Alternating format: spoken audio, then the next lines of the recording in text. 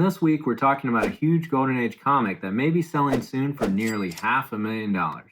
And if that's out of your price range, we're also going to be covering our top 10 underappreciated comics this month.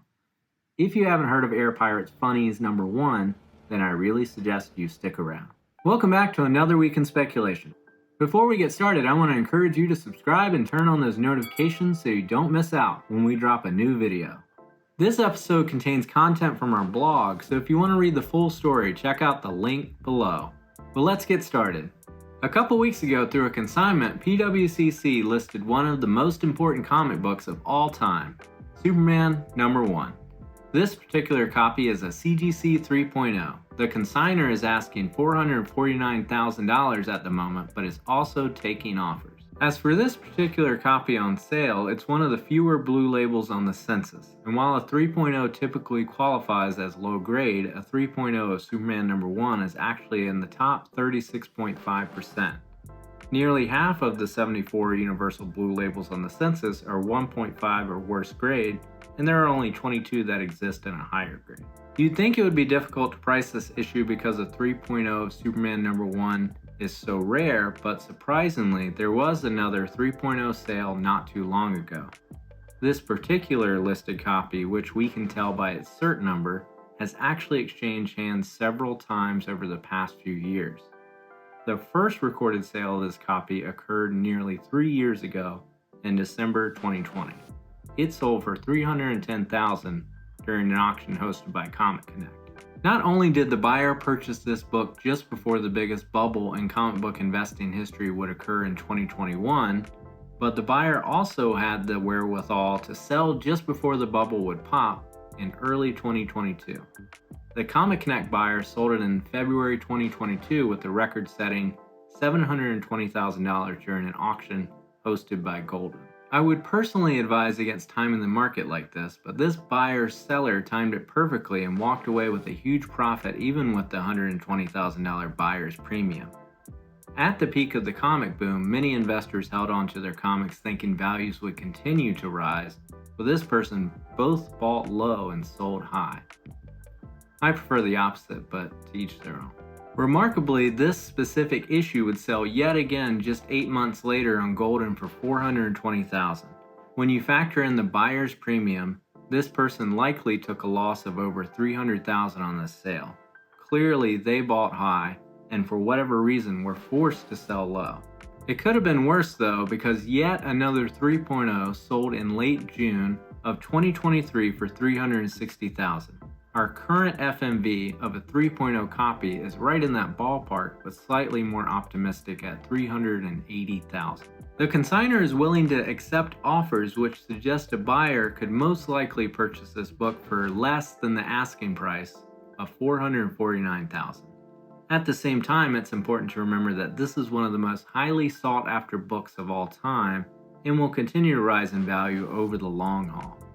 For reference, 15 years ago, 3.0 sold for around $40,000. Will it rise in the short term? It's hard to tell with Golden Age books because they sell so infrequently, but we found some comps with recent sales data. Batman number 1 and a 3.5 is experiencing a slight dip around 13%, selling most recently for $228,000. Incredible Hulk number 1 and a 6.0 has dipped nearly 16% with the most recent sale at $38,400. What do you think this copy of Superman number 1 will sell for? Give us your best estimate in the comments. Talking about $500,000 sales is fun and all, but what really makes these books worth collecting, in my opinion, are the stories.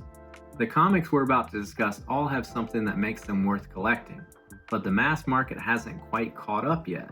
Let's do a rapid-fire top 10 underappreciated comics.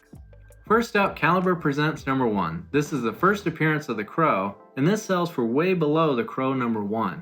There is a reboot with Bill Skarsgård on the horizon, and yet the market is very quiet on this book.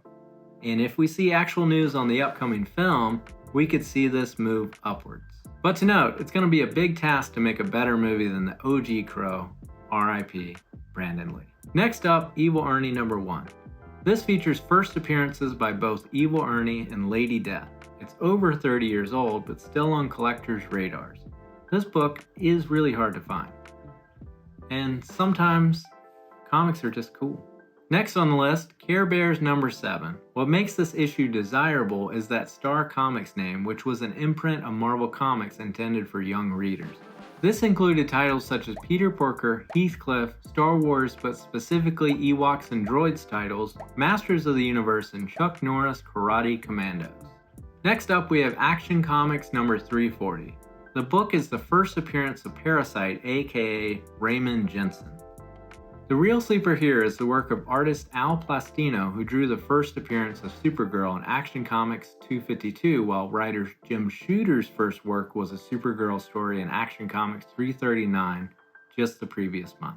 Not really related at all, but does anyone remember a run of Superman issues where he has a beard?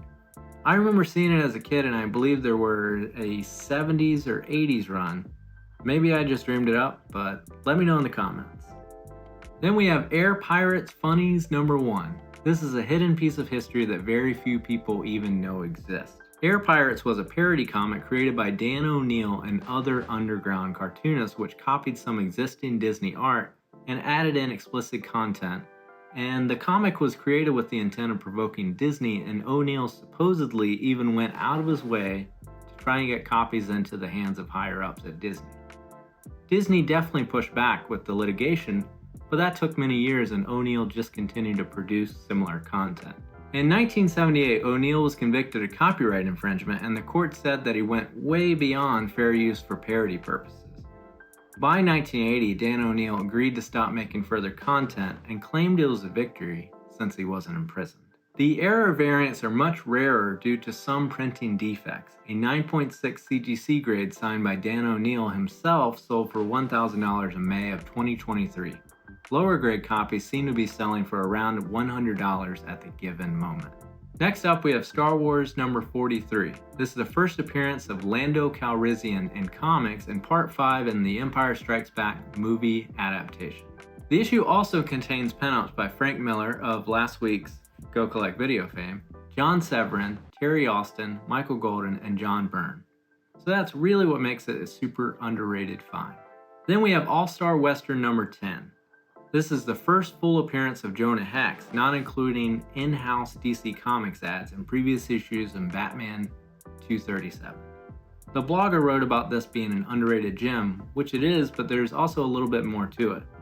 With the Jonah Hex film not doing so hot over a decade ago, and also culture just hasn't come back around to Westerns, so this is not a huge surprise. Then we have Swamp Thing number 7. Swamp Thing meets Batman. It's a classic cover and yet often forgotten. You can't go wrong with the Wrights and Wine team up either. We're supposed to see a James Mangold Swamp Thing movie in the new DCU, so these specific titles could easily go up in value. Next up, Justice League of America number 75. Not only does this feature the first Silver Age appearance of Black Canary, it also features Green Arrow's first appearance with a costume change. Personally, I wouldn't consider this underrated since higher grade copies have sold for easily over $500, but I love the blogger's optimism and desire to get Black Canary the respect she ultimately deserves as a member of the Justice League. Number 10 on the blogger's underrated list was Blackhawk 133, which I wouldn't consider to be underrated if the sales data is to be believed. But to be fair, any Silver Age comic isn't always the easiest to get in terms of price, but for grades 7.0 and below, not actually unattainable. So in place of this, I'm going to throw in a bonus. Wild Dog number 1. For years now, I've been obsessed with DC Comics' anti-hero Wild Dog, aka Jack Wheeler. Imagine Punisher, but if he lived in Iowa and wore a hockey mask and drove a small truck. Would highly recommend picking up Max Allan Collins's and Terry Beattie's Wild Dog 1 through 4 from 1987, and also the Wild Dog Cage special from the same year. A reimagined version of the character, Rene Ramirez, was featured in the Arrow TV series starting in season 5 and then more recently in Suicide Squad comic, but outside of that, the character has rarely been used. Your local comic shop will more than likely have copies of the whole run for around $20 for raw issues, and you can thank me later if you're unfamiliar. A 9.8 grade sold back in March for around $145, but copies seem to sell for considerably less than that all the time. I have high hopes that James Gunn might use the character at some point in the future. If he can make Vigilante and Peacemaker into household names, what's stopping Wild Dog? Okay, that does it for this week. Once again, check out the blog linked down in the description below, and be sure to check out price guides for comics, video games, concert posters, and magazines. Thanks so much for tuning in for another week in spec. Don't forget to like and subscribe so that you never miss a video. See you next week.